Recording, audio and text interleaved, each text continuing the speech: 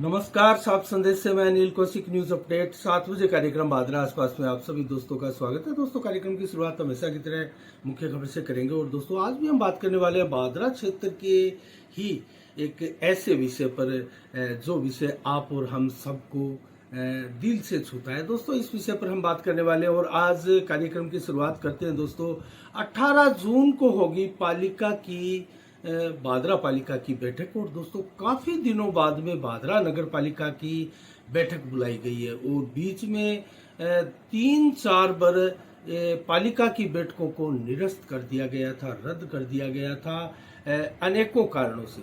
दोस्तों, जिसमें विधायक बलवान पूनिया समय नहीं दे पाए, ये कारण भी शामिल है। क्योंकि दोस्तों, आजकल नगर पालिका की बैठक में विधायक बलवान पूनिया ना हो ऐसा नहीं हो सकता। तो लगातार सभी बैठकों में विधायक बलवान पूनिया मौजूद रहते हैं। आज विधायक बलवान पूनिया ने दोस्तों काजला हेड पर किसानों के साथ पानी को लेकर, नौर भादरा के पानी को लेकर जो है धरना लगाया। और इसके बाद में दोपहर को बलवान पूनिया द्वारा एक कर्मचारियों के साथ, सभी विभागों के कर्मचारियों के साथ जन सुनवाई कार्यक्रम का भी आयोजन किया गया, जिसमें सभी विभागों के कर्मचारियों ने अपनी अपनी बात रखी। और दोस्तों, आज जब आप समाचार सुन रहे हैं तो 7:30 बजे अब से कुछ देर बाद में भारत और दक्षिण अफ्रीका के बीच में दूसरा T20 मुकाबला खेला जाएगा। पहले मुकाबले में भारत हार चुका था। लगातार 12 T20 मैच जीतने के बाद में 13वां मैच जीतते ही वो विश्व रिकॉर्ड बना लेता। लेकिन अपने प्रथम इस श्रृंखला के मैच में भारत ने ये मैच हार कर जो है विश्व रिकॉर्ड से बनाने से वंचित रह गया। तो इसके बाद जो है 1-0 से अब वो 5 मैचों की श्रृंखला में भारत पिछड़ चुका है। देखते हैं आज मुकाबला बराबरी पर आता है या 2-0 से पिछड़ती है भारत की टीम। इसके अलावा दोस्तों, अपहरण करके ले जाने का एक मामला भादरा थाने में दर्ज किया गया। वार्ड नंबर 40 के पप्पू नाथ पुत्र लक्ष्मण नाथ जोगी द्वारा रिपोर्ट दर्ज करवाई गई दोस्तों थाने में, पुलिस थाना भादरा में, कि 6 जून की शाम को 7 बजे उसके घर जगदीश नाथ, रुमाल नाथ, छोटू नाथ, शौकी नाथ और मुकेश नाथ आदि 3-4 अन्य भी थे। ये लोग आए और बुलेरो गाड़ी लेकर आए थे। और उसके भाई जो कि खाना बना रहा था, उसके लिए उसके भाई को मुकेश नाथ, उसके भाई को जो प्रकाश नाथ नाम है, उसको गाड़ी में डालकर अगवा करके ले गए। तो ये मुकदमा दर्ज कराया गया। दोस्तों, इसके अलावा अन्य खबरों की ओर रुक रहे तो 13 जून को उपखंड कार्यालय पर धरना प्रदर्शन किया जाएगा। और कल जो एक प्रेस कॉन्फ्रेंस आयोजित की गई थी, हम भारत के लोग, एक वैचारिक मंच का गठन किया गया था, उसमें काफी लोग थे दोस्तों। और उसमें मैं नाम अगर आपको बताऊं तो जगदीश प्रसाद ढाका जो कि प्रदेशाध्यक्ष है। इस कार्यक्रम के भी लीलू राम तैनाड़ है, शीशपाल आर्य, जगदीश पूनिया, राजेंद्र फौजी, राममूर्ति आदि अनेकों नेतागण इस कार्यक्रम में मौजूद थे। दोस्तों, प्रेस कॉन्फ्रेंस में बताया था कि किस प्रकार से जन समस्याओं का अंबार है पूरे भारत में, और उसको लेकर भारत भर की समस्याओं को दोस्तों अपने एजेंडे में, अपने घोषणा पत्र में रखा। और उसके बाद में जो है प्रेस कॉन्फ्रेंस में पत्रकारों के सवालों के जवाब भी दिए। अलग अलग विचारधाराओं के लोग भी हमें इस प्रेस कॉन्फ्रेंस में दोस्तों दिखाई दिए। और पार्टीबाजी से दूर इस संगठन को बनाया गया है। भादरा से इसकी शुरुआत की गई है, लेकिन पार्टियों पर प्रहार करते हुए भी इस कार्यक्रम में हमने कई नेताओं को देखा। तो कुल मिला के देखते हैं इनका धरना कल 13 जून को उपखंड कार्यालय पर है, उसमें क्या कुछ रहता है, किस प्रकार की उपस्थिति रहती है, और अनेकों समस्याओं से दोस्तों निजात दिलाना चाहते हैं। और ऐसा मंच एक तैयार कर रहे हैं। पत्रकारों के सवालों के जवाब जिस प्रकार से हुए, तो ये शुद्ध रूप से तो ये जो समस्याओं का एक मंच बनाया गया था, उसके निराकरण को लेकर, लोगों को लेकर, आम जन को राहत प्रदान करने को लेकर, लेकिन इसमें अलग अलग राजनीतिक विचारधारा के लोग थे। तो देखते हैं ये कितना कामयाब होता है, इसमें कितनी कामयाबी इन लोगों को मिलती है। तो इसी के साथ दोस्तों बनाई में गौशाला के पास कल एक वन भूमि की बड़ी भूखंड में, बड़ी जमीन में दोस्तों आग लग गई थी और उसमें बड़ी संख्या में पेड़ भी जलकर भस्म हो चले थे। उसके बाद में सूचना पाकर जब भादरा की दमकल गाड़ी मौके पर पहुंची तो काफी देर बाद आग पर तो काबू पा लिया गया, लेकिन इस आग पर काबू पाने से पूर्व ही बड़ी संख्या में वृक्ष पेड़ पौधे जलकर नष्ट हो चुके थे। तो दोस्तों इसके अलावा अन्य खबरों की ओर अगर रुख करें तो शीतला माता मंदिर के पास राजगढ़ जो रोड है दोस्तों, जो समाज भवन की तरफ जाने वाली रोड है, तो शीतला माता मंदिर के पास में बिजली विभाग की लापरवाही का एक मामला सामने आया दोस्तों। मोहल्ले में किशोरी राज पुरोहित द्वारा आरोप लगाया गया कि बिजली विभाग के कर्मचारियों द्वारा टेलीफोन जो एक पोल रोपने के लिए गड्ढा खोदा गया, लेकिन उस गड्ढे को बुरा नहीं गया और उसके बाद में जो है जो लंबा ये गड्ढा नीचे भूमि तक गहरा खोदा गया था, उसमें एक टेलीफोन एक्सचेंज की वायर भी काट दी गई और 2 कनेक्शनों के भी कटने की बात कही जा रही है। तो इस प्रकार से उसको दुरुस्त नहीं किया गया और लापरवाही पूर्ण कार्रवाई की गई। तो दोस्तों इस प्रकार की लापरवाहीपूर्ण कार्रवाई जो है बिजली विभाग ही नहीं, जलदाय विभाग और नगर पालिका द्वारा भी किया जाता है। और हमने बार बार दोस्तों साफ संदेश के माध्यम से कहा है कि इन तीनों ही विभागों का किसी भी प्रकार से तालमेल या सामंजस्य नहीं है, सामंजस्य का अभाव है और यही कारण है कि नगर पालिका के कार्यों को भी ये विभाग के कार्य जो कर्मचारी है वो तोड़ डालते हैं और उसके बाद में उम्मीद करते हैं कि ये नगर पालिका इसका निर्माण कार्य करवाएगी और नगर पालिका भी कमोबस यही स्थिति में है, क्योंकि जलदाय विभाग के पाइपलाइन भी सड़क बनाने और सीवरेज डालने के दौरान अनेकों बड़ी संख्या में टूट फूट हुई थी और उसको लेकर भी जो है जलदाय विभाग पर इस का बोझ जो है वो डाल दिया गया। तो ऐसी अनेकों घटनाएं होती है और जब मामला बढ़ता है तो दोस्तों जिम्मेवारियां तय होती है। तो कुल मिला के इस प्रकार की लापरवाहियां कस्बे में अक्सर देखी जाती है, लेकिन यहाँ अब जो ये कार्रवाई दिखाई दे रही है दोस्तों, ये बिजली विभाग की घोर लापरवाही दिखाई दे रही है। इसके अलावा दोस्तों आज हम बात करने जा रहे हैं, मैं आपको बताया था कि एक अहम विषय पर बात करेंगे जिससे आपसे और हमसे जुड़ा हुआ है, एक दिल से जुड़ा हुआ वाला ये विषय है। तो दोस्तों विवेकानंद स्वास्थ्य सेवा समिति को लेकर हम बात करने वाले हैं, क्योंकि इस क्षेत्र की नहीं पूरे बीकानेर संभाग की बहुत बड़ी संस्था है और दोस्तों इतनी बड़ी संस्था है कि आसपास गांव के नहीं कस्बों के और जिलों के लोग यहाँ अपना इलाज करवाने के लिए आते हैं दोस्तों। और पहले हमने देखा था अधिकतर लोग जो है हमारे आसपास जिलों के हनुमानगढ़ और चूरू जिले के लोग अधिकांशतया हरियाणा के नजदीकी कस्बे सिरसा व हिसार का रुख करते थे। ये दोनों ही क्षेत्र दोस्तों चिकित्सा हब माने जाते हैं, लेकिन यहाँ जो बड़े बड़े अस्पताल आपको दिखाई देते हैं दोस्तों, भारी भरकम फीस उनकी है और आपको 1 घंटे में ही आप किसी बीमार को लेकर जाते हैं तो मात्र 1-1.5 घंटे में ही आपका बिल इस प्रकार की इतनी जांचें लिखकर जांचें करवा कर और आपका बिल जो है वो हजारों तक 10,000, 20,000, 30,000 और 50,000 तक पहुंचा दिया जाता है। वहां से जो पेरेंट्स होते हैं, जो अभिभावक होते हैं, जो मरीज के साथ गए हुए लोग होते हैं, उनके लिए परेशानियों वाला ये मंजर होता है दोस्तों। और देखा जाता है करीब करीब ऐसे ही पेशेंट जो है वो विवेकानंद स्वास्थ्य सेवा समिति में आते हैं और यदा कदा आजकल देखा है कि यहाँ से रेफर होकर सिरसा या हिसार के लिए रुख करते हैं। ज्यादातर पेशेंटों का यही और बहुत शानदार इलाज होता है। और दोस्तों मैं आपको बताऊं, वर्तमान में जो चिकित्सक सीनियर चिकित्सक महावीर जाखड़ जो कि एमडी मेडिसिन है दोस्तों, वो यहाँ तैनात है, अपनी सेवाएं प्रदान कर रहे हैं और गुर्दा, हार्ट, फेफड़े, शुगर आदि अनेकों बीमारियों के बहुत बेहतरीन चिकित्सक दोस्तों माने जाते हैं और क्षेत्र ही नहीं आसपास के जिलों के लोग यहाँ आते हैं और उनकी दोस्तों ओपीडी भी अगर आप देखें तो उनके लिए आपको उनसे मिलने के लिए लाइन में लगना पड़ता है। लेकिन बेशक आपको लाइन में लगकर इंतजार करना पड़े, लेकिन आपका यहाँ इलाज जो होगा, ट्रीटमेंट जो होगा वो तसल्ली के साथ और बहुत सस्ता आपका ट्रीटमेंट होगा। हिसार या सरसा जैसे नहीं दोस्तों, हिसार और सरसा में भी अगर हम देखें तो वहाँ भी बहुत लंबी लाइनें वहाँ लगती है और भीड़ भी वहाँ बड़ी बड़ी चिकित्सा दुकानें हम कह सकते हैं उनको दोस्तों बड़ी बड़ी है, लेकिन वहाँ हर चीज का कमीशन निर्धारित होता है दोस्तों। यहाँ से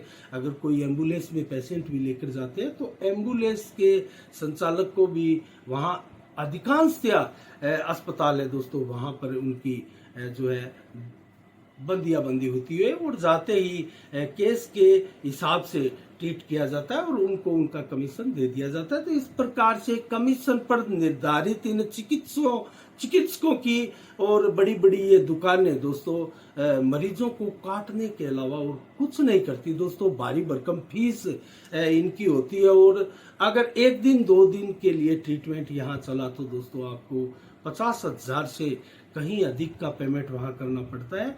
और इसके अलावा अगर बीमारी गंभीर हो, काफी दिन अगर रखना पड़े पेशेंट को, तो दोस्तों जो घर वाले होते हैं उनकी पहुंच से भी कई बार बाहर हो जाता है। बेशक आजकल जो अनेकों सुविधाएं हैं सरकार की, गवर्नमेंट की, केंद्र की या राज्य की, उसके तहत चिकित्सा सुविधा में बहुत फायदा आजकल हो जाता है, लेकिन उसके बावजूद भी दोस्तों भारी भरकम बिल ऐसी चीजों का बना दिया जाता है जिसके बारे में आम आदमी को पता भी नहीं होता है। तो दोस्तों बात कर रहे हैं हमें विवेकानंद स्वास्थ्य सेवा समिति की। तो विवेकानंद स्वास्थ्य सेवा समिति बहुत एक प्रकार से जीवनदायिनी संस्था इस क्षेत्र की मानी जाती है और बीकानेर संभाग की ये बहुत बड़ी संस्था है।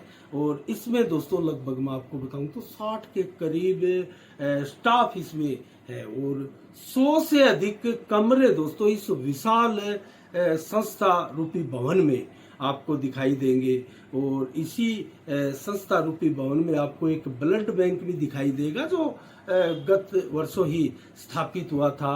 और इसके अलावा दोस्तों ऐसे दर्जन भर क्वार्टर भी बने हैं जो कि स्टाफ के ही मैक्सिमम काम आते हैं। चिकित्सक जो बाहर के चिकित्सक होते हैं, जो बाहर का चिकित्सीय स्टाफ होता है, उनके काम ये आते हैं। इसके अलावा दोस्तों दर्जन से अधिक दुकानें भी है, संस्था के आय का स्रोत हम उनको मान सकते हैं।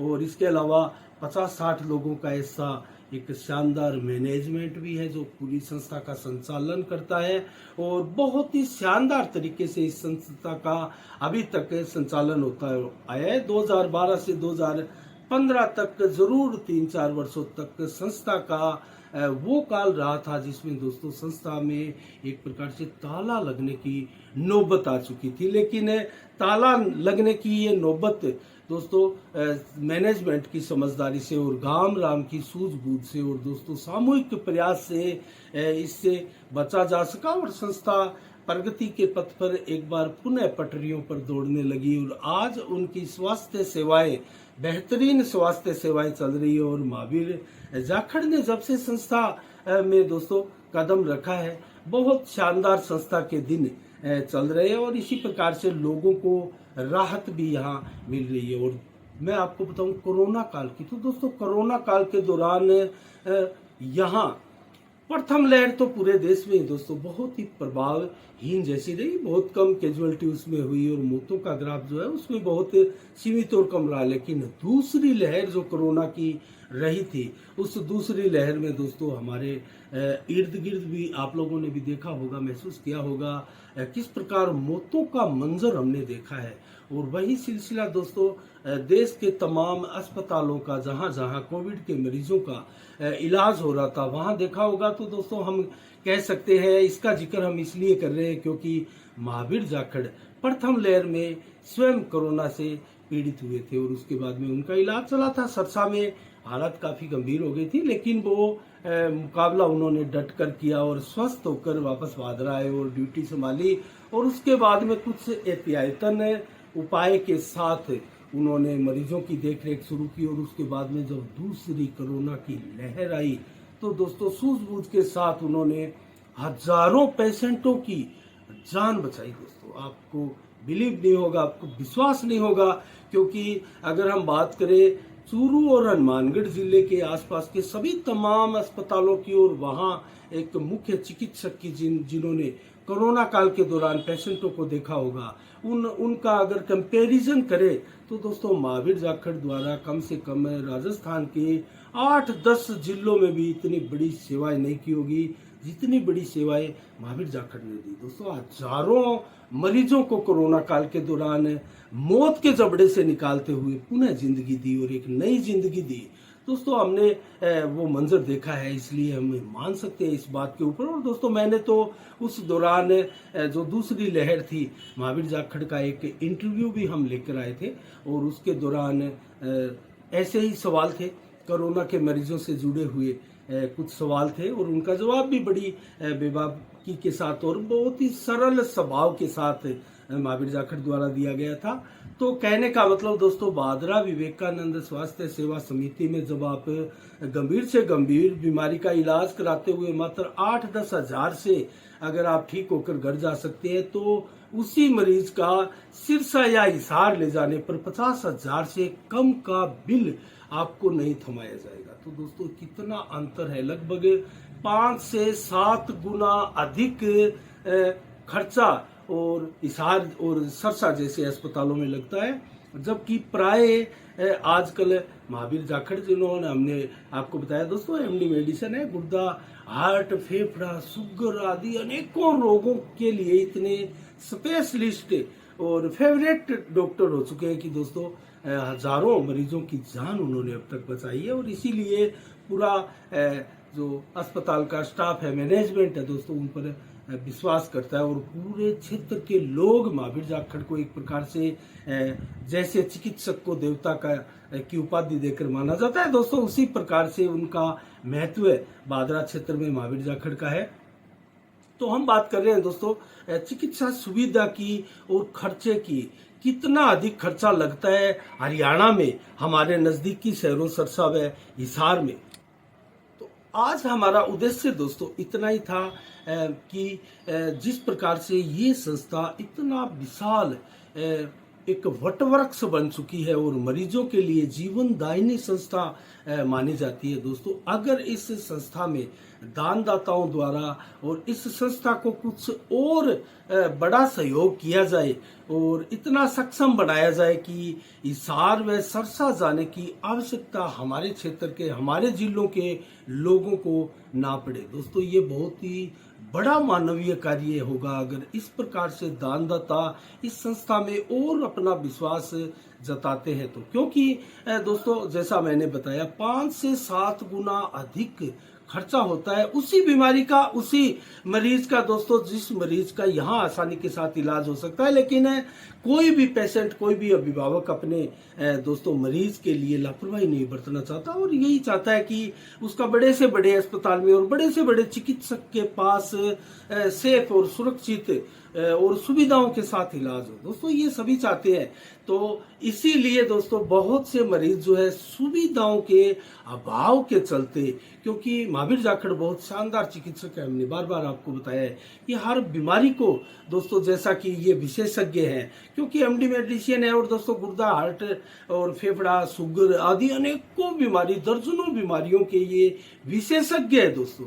और बहुत से मरीजों को हमने सुना भी है कि अगर हम महावीर जाखड़ के पास समय से नहीं पहुंचते तो आज हम नहीं होते। तो दोस्तों कहने का मतलब ऐसे सैकड़ों मरीज होंगे दोस्तों जो महावीर जाखड़ की इस प्रकार से उनकी काबिलियत को सराह रहे होंगे। तो कहने का मतलब दोस्तों सरसा हिसार में वो मरीज अगर जाएगा और चंद सुविधाओं के लिए, तो दोस्तों वहां चंद सुविधाओं की एवज में दोस्तों 5 से 7% अधिक गुना अधिक उनको जो है वहाँ खर्चा लगाना भी पड़ेगा। और ऐसे में दोस्तों बीमार किसी अमीर के घर में लोग नहीं होते हैं, गरीब के घर में भी बीमार होते हैं। और सभी घरों में दोस्तों बीमारियां जो है पूछ कर नहीं आती, सभी घरों में बीमार होते हैं, लेकिन सभी लोग इतने सक्षम नहीं होते कि वो 10,000 की जगह 50,000 या लाख रुपए का खर्चा कर सके। तो कहने का मतलब दोस्तों, दानदाताओं से हमारा साफ संदेश भारत के माध्यम से निवेदन है कि वो विवेकानंद स्वास्थ्य सेवा समिति के प्रति अपना समर्पण भाव एक बार और कुछ ज्यादा आप दिखाएं, क्योंकि आपको भगवान ने बहुत ज्यादा दिया है। क्योंकि भगवान दोस्तों उन्हीं को देता है जो देना जानता हो दूसरों को। तो आप तो सदैव संस्था को अनेकों जगह इस प्रकार से दान करते ही रहते हैं, और आप जब दान ज्यादा देंगे तो ज्यादा लोगों का मानवीय सभ्यताओं का विस्तार होगा, कल्याण होगा। तो दोस्तों जरूर इस संस्था में आप अपना योगदान खुलकर करें, और भादरा सहित आसपास गांव शहरों के अपेक्षा करते सस्ता इलाज मिलना संभव हो, इस प्रकार की व्यवस्था आप ही जो है सुनिश्चित कर सकते हैं। तो इसी के साथ दोस्तों कार्यक्रमों में इतना ही आज। अब जल्दी आपको मानसून के बारे में मैं बताऊं। दोस्तों मानसून अब आने वाला है और बहुत निकट हमारे मानसून पहुंच चुका है। आने वाले कुछ दिनों में जरूर हम मानसून से पूर्व जो बरसात होती है उससे भी रूबरू दो चार हम होने वाले हैं। तो ऐसे में सबसे ज्यादा से ज्यादा आप अपने आसपास सार्वजनिक स्थानों पर, घर में भी, जहां भी जगह मिले आपको, आप पेड़ जरूर लगाइएगा। और ऐसे समय में लगाया गया आपका पौधा, आपका वृक्ष, आपका पेड़ दोस्तों प्राकृतिक के चलते फल फूल कर बड़ा होगा। उसके ऊपर आपको ज्यादा ध्यान देने की आवश्यकता नहीं पड़ेगी, क्योंकि जिस प्रकार से मानसून आता है और लंबे चौड़े एक दिनों के लिए और लंबे समय के लिए रहता है, तो उस दौरान वो आपका लगाया हुआ पौधा जो है जमीन में अपनी जड़ें तब तक मजबूत कर लेता है जब तक कि ये मानसून का समय बरकरार रहता है। तो इसीलिए पौधा लगा लीजिएगा। उसकी केयर, पानी की चिंता जो है वो प्राकृतिक पे आप कुछ हद तक छोड़ सकते हैं, क्योंकि मानसून का समय और यही समय होता है दोस्तों। कोई पौधा, पेड़, वृक्ष आदि लगाते हैं उसके फलने फूलने और लगने का। तो कुल मिला के दोस्तों आज के शाम के कार्यक्रम में इतना ही। आज 12 जून को क्या विशेष दिवस है दोस्तों, इसके बारे में मैं आपको बताऊं तो लिच्छूराम गढ़वाल जो मोतीपुर आवास के दोस्तों आज है, उनका निधन आज हो गया और उनका अंतिम संस्कार किया गया। इसके अलावा दोस्तों 2002 में आज ही के दिन विश्व बाल श्रम दिवस की शुरुआत हुई थी और ये धूमधाम से पूरे विश्व में मनाया जाता है बाल श्रम दिवस। तो दोस्तों इसमें मुख्य जो लक्ष्य था, आज ही के दिन एक कानून भी बच्चों के लिए दोस्तों इसको लेकर बनाया गया था, जिसमें उनको शिक्षा का अधिकार मिले और बच्चों का जो एक प्रकार से शारीरिक शोषण होता है उससे भी बचे। और दोस्तों उनका जो शोषण, उनको काम करवाकर, मजदूरी करवाकर जो शोषण किया जाता है उस पर भी अंकुश लगे और उनका भविष्य उज्जवल हो। दोस्तों इस प्रकार की व्यवस्थाएं इस कानून में सुनिश्चित की गई है। और इसके अलावा दोस्तों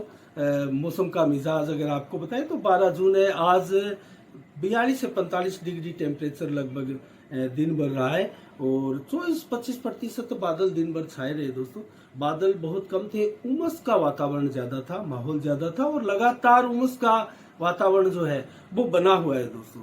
और रात्रि को भी लगभग इसी प्रकार बादल भी छाए रहेंगे और 14 से 29 किलोमीटर की रफ्तार से जो करीब करीब हवा दिन में आपने देखी, वो भी रात को देर रात तक चलती रहेगी। इसके अलावा 13 जून को कैसा रहने वाला है कल का मौसम दोस्तों, ये 34 से 41 डिग्री टेम्परेचर दिन में रहेगा, 43 से 45 डिग्री टेम्परेचर दोपहर को रहेगा। तो अधिकतम टेम्परेचर कल भी 45 डिग्री रहने वाला है, 39 से 43 डिग्री टेम्परेचर देर शाम को रहेगा, जबकि सुबह बादल बिल्कुल नहीं होंगे। उसके बाद में दोपहर को 12 बजे के बाद में 30-40% बादल छाएंगे और उसके बाद में बढ़ते हुए रात्रि को 40-50% तक बादल छाए रहेंगे। 18 से 32 किलोमीटर की रफ्तार से हवाएं चलेगी और दोस्तों रात्रि को भी 39 से 34 से 37 डिग्री जो टेम्परेचर है वो बना रहेगा।